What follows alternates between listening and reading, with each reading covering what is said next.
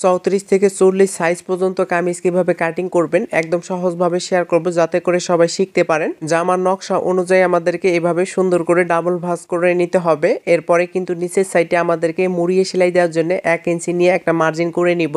এরপরে এই মার্জিন থেকে এখন কিন্তু জামার লম্বাটা নিতে হবে।